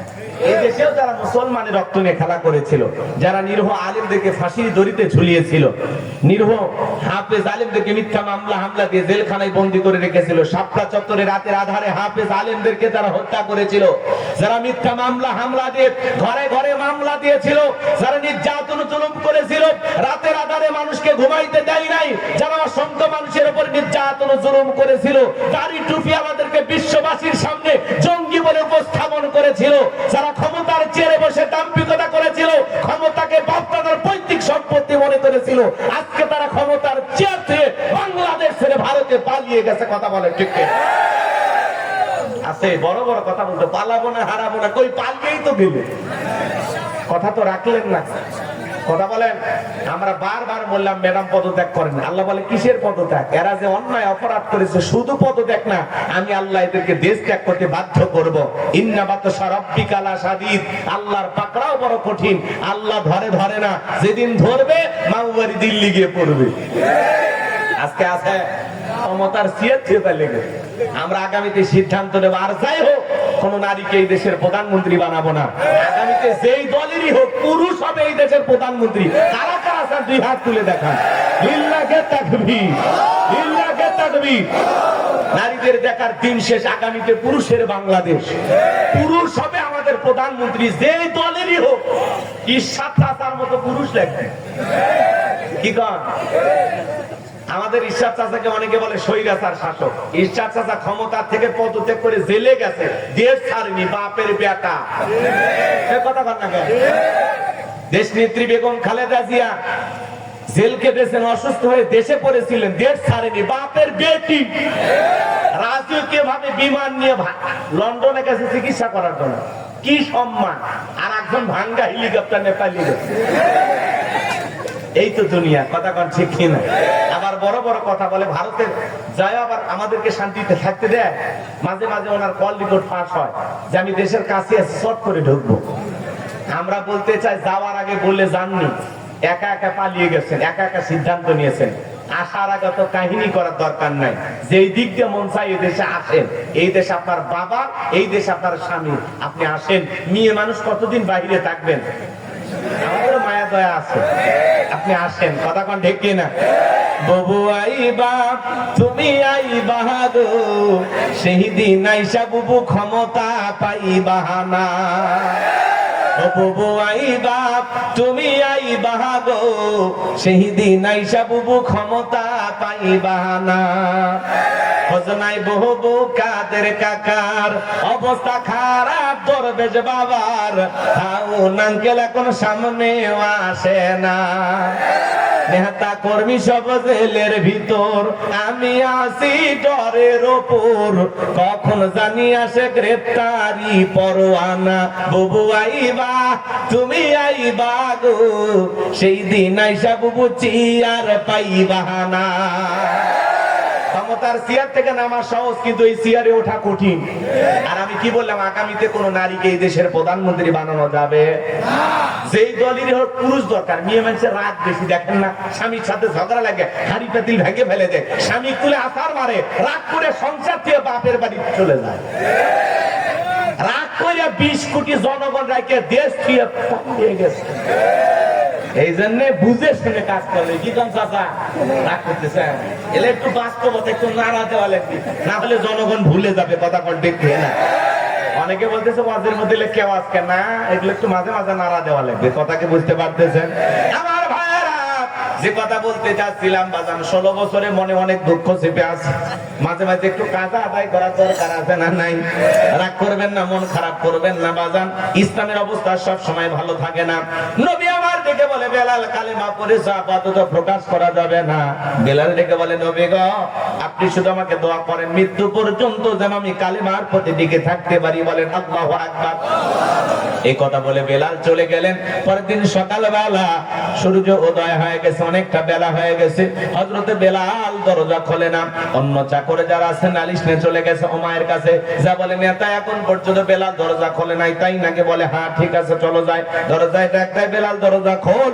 হযরতে বেলাল দরজা খোলে না, জোরে করে ধাক্কা মারছে, যখন দরজা খুলে গেছে তখন এইবার উমাইয়া তাকায় দেখে যেই রাত্রিতে হযরতে বেলাল কালেমা পড়ে মুসলমান হয়েছে, ওই রাত্রিতে একটা উটদুম্বা ছাগলের কাছে কোনো পেশাব পায়খানা নাই, জোরে বলেন মারহাবা। এইবার উমাইয়া ডেকে বলে, এই ছাগলের দল, বেলালের বিরুদ্ধে মিথ্যা অভিযোগ দাও। তোমরা যখন ঘুমাচ্ছিলে বেলাল তখন ময়লা আবর্জনা পরিষ্কার করেছে, তাকায় দেখো না একটা উটদুম্বা ছাগলের কাছে কোনো পেশাব পায়খানা নাই, যাও নিজেদের কাজ করে। এই কথা বলে ওদেরকে তাড়িয়ে দিলেন। একটা দুপা করে হযরতে বেলালের কাছে চলে গেলেন। হযরতে বেলাল দেলে পিঠটা লাগায়া জিহ্বা নাড়ায়া জিকিরি করে কার। এইবার হালকা করে বেলালকে ধাক্কা মারছে, যখন জবান দিয়ে কালেমার আওয়াজ বের হয়েছে তখন এইবার ডেকে বলে, বেলাল তোর জবান দিয়ে কি শুনলাম, তুমি কি মুসলমান হয়েছো? হযরতে বেলাল ডেকে বলে, মুসলমান হয় যারা মিথ্যা কথা বলতে পারবে না তারা। ওয়াকুলু কাওলান সাদীদা, মুসলমানেরা হবে সত্যবাদী, মুসলমানেরা কখনো মিথ্যাবাদী হতে পারে না। আর আমাদের সমাজে মুসলমান মিথ্যাবাদী আছে না নাই? ভরা পেটে মিথ্যা, খালি পেটে মিথ্যা, ঘুমানোর রাতে মিথ্যা, ঘুম থেকে উঠেও মিথ্যা কথা কয়, বানায় বলতেছি। এমন মুসলমান আছে মিথ্যা না বলে নাকি পেটের ভাতও হজম হয় না, এত মিথ্যা কথা বলে। মিথ্যা বলতে বলতে চেহারাটা বেকা হয়ে গেছে, একটা কবরে চলে গেছে। এত মিথ্যা কথা বলে শয়তান পর্যন্ত বলে আমি এত খারাপ না, আছে না নাই? সম্মানিত ভাইয়ের আমার, দিল দিয়ে কথাগুলো বোঝার চেষ্টা করবেন। এইবার উমাইয়া ডেকে বলে, বেলাল তুমি যদি চাও উটদুম্বা ছাগলের মালিক বানায় দেব, থাকার জন্য ভালো ঘরের ব্যবস্থা করে দেব। হযরতে বেলাল ডেকে বলে, উমাইয়া দুনিয়ার কোন পার্থিব সম্পদের বিনিময়ে বেলাল তার ঈমান বিক্রি করবে না। এই কথা শোনার পরে উমাইয়া ডেকে বলে, বেলাল আমার কথা না শুনলে বড় নেতা আবু জেহেলকে খবর দেব। হযরতে বেলাল ডেকে বলে, কোন বড় নেতা ছোট নেতা এখন কাউকে কোনার টাইম নাই। আমি দুনিয়ার কোন আবু জেহেলকে ভয় করি না, আমি ভয় করি আমার আল্লাহকে। আল্লাহু আকবার। এইবার উমাইয়া দৌড়ে চলে গেল আবু জেহেলের বাড়িতে, যা বলে, নেতা সংবাদ খুব খারাপ, আমার বাড়ি কি তো বেলাল কালেমা পড়ে মুসলমান হয়েছে, তাই নাকি? বলে হ্যাঁ, ঠিক আছে যাও আমি আসতেছি। আবু জেহেলের কাছে কিছু সাঙ্গ পাঙ্গ ক্যাডার মাস্তান ছিল, যাদের কাজই হলো মুসলমানদের উপর নির্যাতন জুলুম চালানো।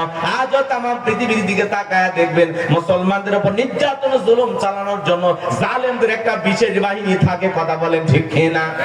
ওই যে যারা পালিয়ে গেছে, হারিয়ে গেছে, তাদের এক নেতার বক্তব্যরা বলতেছে আজরাইল পর্যন্ত আওয়ামী লীগকে দেখে ভয় করে।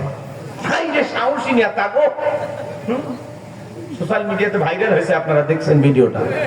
বলতেছে বাংলাদেশ আওয়ামী লীগকে দেখে আজরাইল পর্যন্ত কাছে আসতেছে না, আজরাইলও ভয় করে যেটা আওয়ামী লীগ।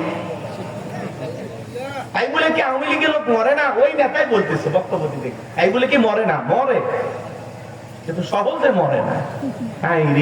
হিন্দুদের গর্ত মতো পালিয়ে গেছে, সব খুঁজে পাওয়া যাচ্ছে না। আজকে আবার অন্ধকার মুখ থেকে বক্তব্য দিয়ে বলতেছে আওয়ামী লীগকে দেখে আজরাইলও ভয় করে। আমি চিন্তা করি এরা শয়তানের উপর উঠে গেছে। এই কথা কর না কেন? এখন মুসলমান কখন এই কথা বলতে পারে? হিন্দু বৌদ্ধ খ্রিস্টান সকল ধর্মের মানুষ বিশ্বাস করে মৃত্যু আছে, আজরাইল আসবে, কথা কর না কেন? আর আপনি মুসলমান ভাইয়া বলেন বাংলাদেশ আওয়ামী লীগকে আজরাইল পর্যন্ত ভয় করে। আজরাইলও ভয়ে আওয়ামী লীগ বলে ধরে না, সরিয়ে যায়। হ্যাঁ, তাহলে আপনাদের এত এমপি মন্ত্রী মারা গেল, তখন কি ওরা জানতো না? কথা কর না কেন? হ্যাঁ, আপনাদের তাহলে বড় নেতা কেন মারা গেল? আজরাইল কি জানতো না উনি বড় নেতা? এত আবেগ ভালো না, কথা বলেন বুঝে শুনে বলেন, ভদ্র ভাষায় বলেন, মার্জিত ভাষায় বলেন, কথা বলেন ঠিক কিনা? নেতার মতো কথা বলেন, চোর ডাকাত বদমাইশের মতো কথা বলা যাবে না, কথা বলেন ঠিক কিনা? এত উগ্র মেজাজ কেন? যে আপনাকে দেখে আজরাইল ভয় করে। বাপ রে বাপ, এই পৃথিবীর কত মানুষ চলে গেল, মৃত্যুবরণ করলো। কুল্লু নাফসিন যায়কাতুল মাউত, প্রত্যেক প্রাণীকে মৃত্যুর স্বাদ গ্রহণ করতে হবে। জীবন আছে যার, মৃত্যু একদিন হবেই তার, কথা বলেন ঠিক কিনা? কে আওয়ামী লীগ করে, কে বিএনপির করে, কে জামাত করে, কে জাতীয় পার্টি করে, কে জাসদ বাসদ চরমনা দেওয়ানবাগি ফুরফুরা, কেউ দেখবে না। আমেরিকার মানুষও মারা যাবে, বাংলাদেশের মানুষও মারা যাবে। ও ভাই, কথা বললে একটু সাবধানে কথা বললেন। আমাদেরকে দেখে আজরাইলও ভয় করে।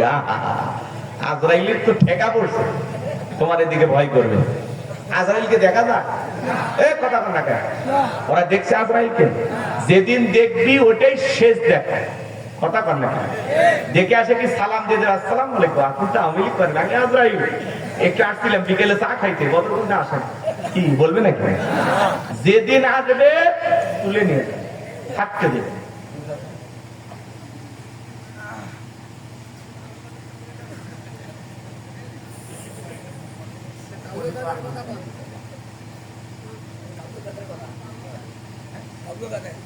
আচ্ছা, কষ্ট হচ্ছে, কষ্ট হচ্ছে। আচ্ছা, ভয়ের কোনো কারণ আছে? ভয় নাই। আচ্ছা, আমাদেরই লোক, কি কখন? আচ্ছা, আজরাইলকে দেখে আপনি ভয় করেন না?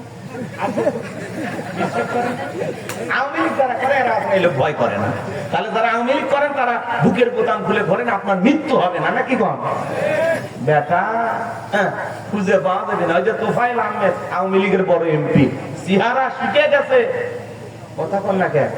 চেহারা নাই, যেগুলো জেলখানায় আছে দেখতেছেন না, কি আপেল আঙ্গুরের কমলার মতো চেহারা ছিল এমপি মন্ত্রী দেখতে, এখন সব শুকে গেছে, কথা কন ঠিক কিনা? বাহাদুরি করবেন না, দুনিয়া থাকার জায়গা না। আর আপনারাই যারা বলেন রাজনীতি করলে একটু জেল জুলুম আসে, সমস্যা কি? আগে অন্য দলের লোককে জেলখানায় পড়াইছিলেন, এখন আবহাওয়া পরিবর্তন, 5 আগস্টের মাধ্যমে আপনাদের পতন ঘটে গেছে, এই জন্য একটু মাঝে মাঝে আপনাদেরকেও জেলখানায় যাওয়া লাগবে, একটু মামলা টামলা হবে, মাইনে নেন। সিস্টেম তো আপনারাই শিখেছেন, কথা কয় না, রাগ করতেছেন? তাহলে যারা আওয়ামী লীগ করেন টেনশন মুক্ত থাকেন, আপনাদেরকে দেখে আজরাইল ভয় করে, উনি মনে হয় কত নাম্বার আসমানে আছে, ভয় আল্লাহ ভালো জানে। মানুষ এত গাঁজাখুরি কথা কেমন? ওই যে কয়মন গাঁজা খাই বক্তব্য দিয়েছে আল্লাহ জানে, কথা কন ঠিক? পাগল হয়ে না যে ওনার তো খবরই নেই। আপনার চাইতে আমার আগ্রহ বেশি ওনাকে দেখা, কতদিন ওনার কথা শুনি না, মাসুদ ভালো হয়ে যা, একটু অপেক্ষা করেন, পরে রাগ করতেছেন? যে উনি কোন দেশে আছে বাংলাদেশে না দেশের বাইরে, কেউ জানে না, কথা কন না আপনারা? হ্যাঁ, আমার ভাইয়েরা দিল দিয়া কথাগুলো বোঝার চেষ্টা করবেন। বাজার আমি গুনাহগার যে কথা বলতে চাই, মন খারাপ করছেন বুঝি ভাই, মন খারাপ করবেন না। আমার ভাইয়েরা আবু জেল সঙ্গ পাঙ্গু কেদার মাস্তান সঙ্গে নিয়ে ওমায়ের বাড়িতে হাজির হয়ে গেল। ডাইকে বলে বেলাল, এই দিকে এসব কি শুনছি, তুমি নাকি মুসলমান হয়েছো? হযরতে বেলাল লিখে বলে, হ্যাঁ, গতকাল রাত্রিতে নবীজির হাতে হাত রেখে আমি কালেমা পড়ে মুসলমান হয়েছি। এই কথা শোনার পর আবু জেহেল ডেকে বলে, বেলাল তুমি যদি চাও উট্টুম বা ছাগলের মালিক বানায় দেব, থাকার জন্য ভালো ঘরের ব্যবস্থা করে দেব, ব্যবসা বাণিজ্য যদি করতে চাও দিরহাম টাকা পয়সা যা লাগে দেব। বেলাল, ও বেলাল, তুমি চাইতে দেরি, তোমার চাহিদাটা পূরণ করতে আমরা দেরি করব না। একটাই শর্ত, নবী মুহাম্মাদের কালেমা ছেড়ে দাও, আবারও বাপ-দাদার ধর্মে ফিরে আসো। হযরতে বেলাল ডেকে বলে, আবু জেহেল রে, পার্থিব সম্পদের লোভ লালসা দেখায়া কোনো লাভ হবে না। দুনিয়ার সব সম্পদ যদি আমি বেলালকে দিতে চাও, দুনিয়ার সব সম্পদ ছাড়তে রাজি, বিশ্ব নবীর কালেমা ছাড়তে রাজি নাই, বলুন সুবহানাল্লাহ। বেলালের মতো যারা খাঁটি মুসলমান, খাঁটি ইমানদার, এরা দুনিয়ার সম্পদের লোভে কখনো কালেমা ছাড়বে না, ইসলাম ছাড়বে না, কথা বলেন ঠিক কিনা? কিন্তু মুনাফিক মার্কা মুসলমান যারা টাকার কাছে বিক্রি হয়, তারা টাকা যেই দিকে ওদের ফতুয়া সেই দিকে, টাকার জোরে ওদের ফতুয়া করে, টাকা পাইলে ওরা বাতিলের 5 গোলাম হয়। এক প্যাকেট বিরিয়ানি আর একটা ডিম খায়া কয়, ম্যাডাম আপনি জান্নাতি। কেমন জান্নাতি আপার দুনিয়াতে পড়লেন, সার্টিফিকেট দিলেন, সেই জান্নাতি আপা কেন পালিয়ে গেল? কি পান আছে জান্নাতি আপা? হুজুর, আমার মতো হুজুর, আপনার মতো হুজুর, টুপি আছে, গাড়ি আছে, এক প্যাকেট বিরিয়ানি কয় কনফার্ম জান্নাত, মানে জান্নাতে টিকে দেরি আল্লাহ কি দিচ্ছে? এই কথা কন নাকি আপনারা? কে জান্নাতে যাবে, কে জাহান্নামে যাবে, পরিষ্কার ভাবে বলার ক্ষমতা আপনার আমার আছে? দিল দিয়া কথাগুলো বোঝার চেষ্টা করবেন। এইবার আবু জেহেল দেখে বলে, বেলাল সোজা আঙ্গুলে ঘুরিও নাও, আঙ্গুলে একটু বাঁকা করা লাগবে। এই কথা বলে যুবকদের লেলি হতে চাবুক দিয়ে পিঠাও। হযরত বেলালকে চাবুক দিয়ে পিটাইতে কালো চামড়া গুলো ফেটে রক্ত ঝরা শুরু হয়ে গেল। ওরা যত জোরে চাবুক মারে, বেলাল তত জোরে কালেমার জিকির করে। আবু জেহেল দেখে বলে, বেলাল চাবুক দিয়ে পিটাইতে পিটাইতে কালো চামড়া গুলো ফেটে রক্ত ঝরতেছে, তবু কি কালেমা ছাড়বে না? হযরতে বেলাল দেখে বলে, আবু জেহেল রে, মারতে মারতে যদি মেরেও ফেলে দাও, জীবনটা দিতে রাজি, নবীজির কালেমা ছাড়তে রাজি নাই। আমার ভাইয়েরা, এইবার আবু জেহেল দেখে বলে, যুবকের দল, বেলালের পায়ে রশি লাগাও, উঠের পায়ের সঙ্গে বাঁধো। মরুভূমির উত্তপ্ত গরম বালিতে ছেঁচড়ে ছেঁচড়ে নিয়ে ঘোরা হলো। আরবের বালিগুলো এত গরম, চাল দিলে মুড়ি হয়ে যায়, এত উত্তপ্ত ফুটান্ত গরম বালি। হযরতে বেলাল জিহ্বার ভিতর বাবলা গাছের কাঁটাগুলো ফুটে দেওয়া। আরবের উত্তপ্ত গরম বালিতে হযরত বেলালকে ছেঁচড়ে ছেঁচড়ে না ঘোরা হলো। বাবলা গাছের কাঁটাগুলো জিহ্বার ভিতরে পেরেকের মতো মারা হচ্ছে। বিকেল বেলা নিয়ে এসে বলে, বেলাল, চাবুক দিয়ে পিটাইলাম, পায়ে রশি লাগায় নিয়ে ঘুরলাম, এত নির্যাতন জুলুম করা হলো রে বেলাল, তবু কি নবী মুহাম্মাদের দল ত্যাগ করবি না? হযরতে বেলাল দেখে বলে, আবু জেহেল রে, মারতে মারতে যদি মেরাও ফেলা দাও, বেলালের বিশ্বাস থাকবে যতদিন, বেলাল কালেমার পথে টিকে থাকবে ততদিন। বলেন আল্লাহু আকবার। এইবার আবু জেহেল দেখে বলে, যুবকের দল, বিশাল বড় একটা পাথর নিয়ে এসে বেলালের বুকের উপরে চাপা দাও, পাথরের চাপার আঘাতে বেলাল মারা যাবে। এই কথা ভেবে বিশাল বড় একটা পাথর নিয়ে এসে বেলালের বুকের উপরে চাপায় দেওয়া হলো। কাফেররা চলে গেল, হাত বাঁধা, পা বাঁধা, রক্তাক্ত জিহ্বা, চোখের কোণা দিয়ে পানি ঝরতেছে, তবু হযরতে বেলালের জিকির বন্ধ হয় না। জিহ্বা নাড়ায়া তবু জিকির করে কার? আপনাকে আমাকে জিকির করার জন্য কেউ মারে না, পেটে না, ধমক দেয় না, কিন্তু আমরা কপাল পরা তবু আল্লাহর জিকির করি না। যতবার নেতার নামে জিকির করি, নেত্রীর নামে জিকির করি, দলের গুণগান গাই, ততবার যদি আল্লাহর গুণগান গাইতাম, নামটা মনে হয় জান্নাতীদের তালিকায় লেখা হয়ে যেত। এজন্য সব সময় জবানে জিকির চালু রাখতে হবে। কার? সব সময় জিকির করবেন।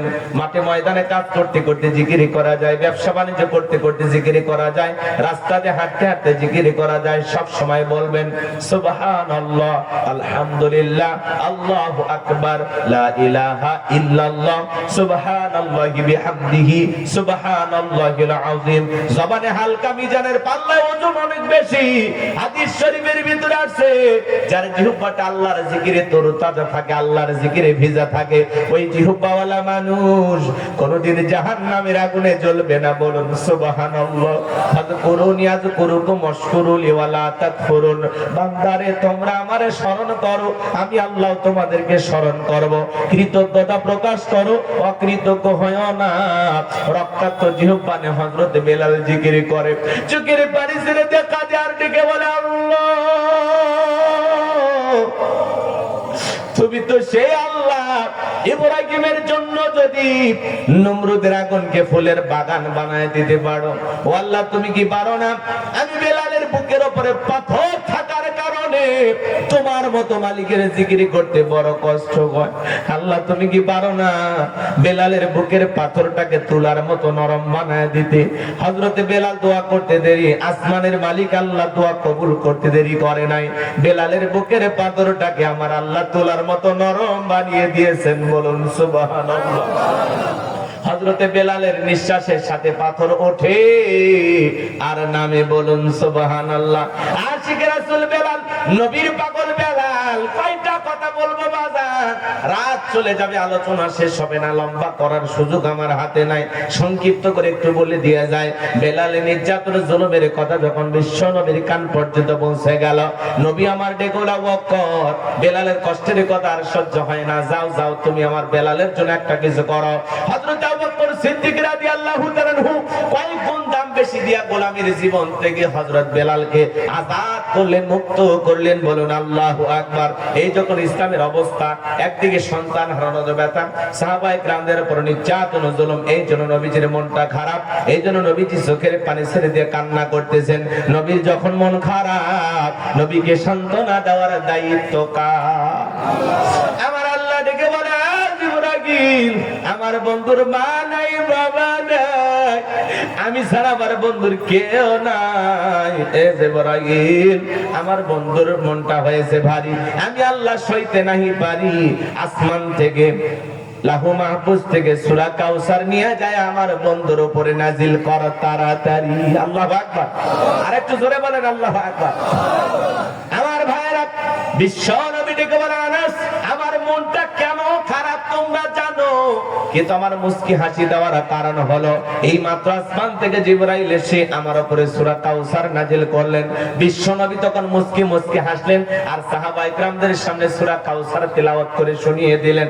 সবাই একটু জবান ছেড়ে আমার সঙ্গে পড়ুন, ইন্না আ'তাইনাকাল কাউসার ফাসাল্লি লিরাব্বিকা ওয়ানহার ইন্না শানিয়াকা হুয়াল আবতার। আল্লাহু আকবার। আমার আল্লাহ রাব্বুল আলামিন জানিয়ে দিলেন, ইন্না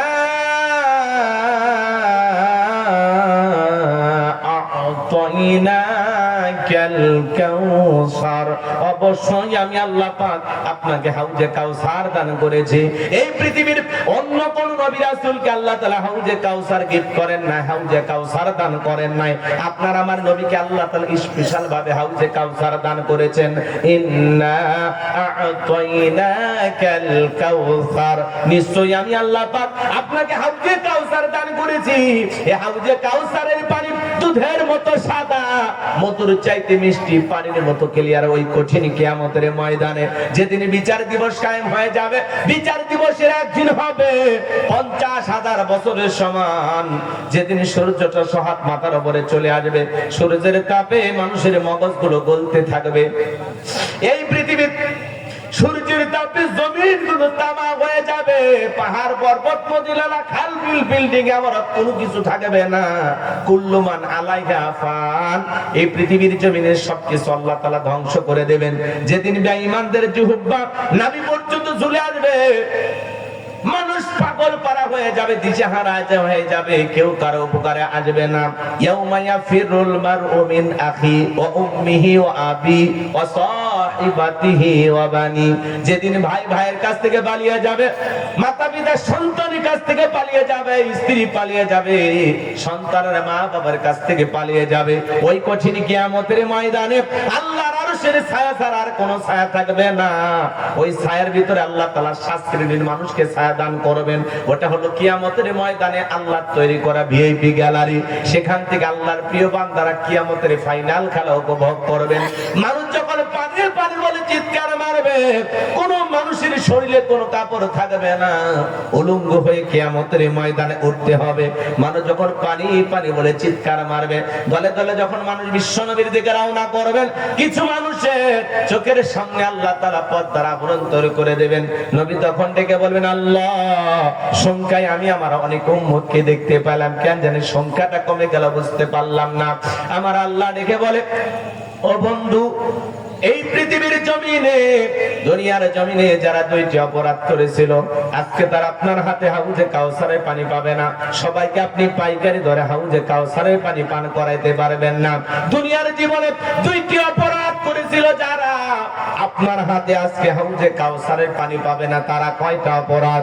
দুইটা অপরাধ কি কি একটু জানার দরকার আছে না নাই? এ বাজান, জানার দরকার আছে না নাই? আপনার আমার ভিতরে অপরাধ থাকতে পারে। গভীর মনোযোগ দিয়ে কথাগুলো শুনে যান। বিশ্বনবী হাউজে কাউসারের পেয়ালা না দাঁড়িয়ে আছেন, সুবহানাল্লাহ। হযরত আবু বকর পেয়ালাগুলো ভরায় দিবেন। আবু বকর কেমন মানুষ জানেন? ইসলামের জন্য 13টা দোকান বিক্রি করে দিয়েছিলেন, বলুন সুবহানাল্লাহ। হযরত আবু বকর পেয়ালা ভরায় দিবেন, মাঝখানে দাঁড়িয়ে থাকবেন হযরত ওমর। হযরত ওমর বিশ্বনবীর হাতে দেবেন, আর নবীজি তার আদরের উম্মতদেরকে খুঁজে খুঁজে হাউজে কাউসারের পানি পান করায় দিবেন। নবীজির হাতে এক পেয়ালা হাউজে কাউসারের পানি পান করতে পারলে জান্নাতে ঢোকা পর্যন্ত তারা তৃষ্ণা লাগবে না, তৃষ্ণা মিটে যাবে, বলুন সুবহানাল্লাহ। নবী কিয়ামতের ময়দানে হাউজে কাউসারের পেয়ালা নিয়ে দাঁড়িয়ে থাকবেন। কারা কারা নবীজির হাতে হাউজে কাউসারের পানি পান করতে চান? দুইটা হাত তুলে আল্লাহকে দেখা।